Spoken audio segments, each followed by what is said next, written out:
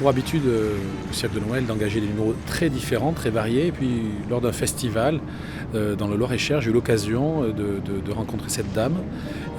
J'étais dans le jury du festival avec notamment le directeur artistique du Moulin Rouge qui lui a décerné le 2e prix pour un numéro de trapèze hors norme.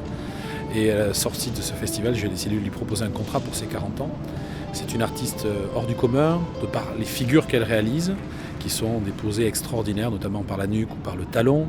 Mais c'est aussi une artiste qui travaille sans longe de sécurité, sans filet, qui est d'une grâce infinie et qui est une carrière extraordinaire, car c'est une grande dame du trapèze en France, on peut le dire. Donc Béatrice Esterle a une place très importante au Cirque de Noël cette année pour les 40 ans de l'événement.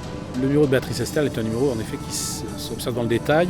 C'est aussi un numéro qui est au diapason de la musique. La musique m'a beaucoup plu. C'est vrai que quand je choisis un numéro, je fais attention à beaucoup de paramètres. Et ce numéro vraiment représente quelque chose en totale harmonie. Et c'est ce qui m'a plu dans ce numéro aérien qui est tout simple, un trapèze fixe qui ne bouge pas.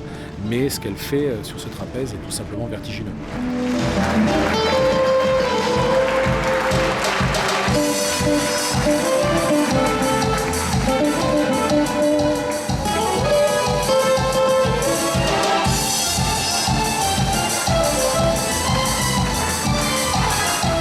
Je ne m'attendais pas à un tel engouement pour ce numéro et cet artiste. Et véritablement, il y a un gros attachement du public à ce numéro.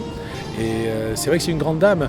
Elle a aussi elle est plus sur la fin de carrière que sur le début de carrière. J'engage souvent des jeunes artistes. J'ai voulu aussi montrer que les numéros en pleine maturité sont aussi des numéros exceptionnels.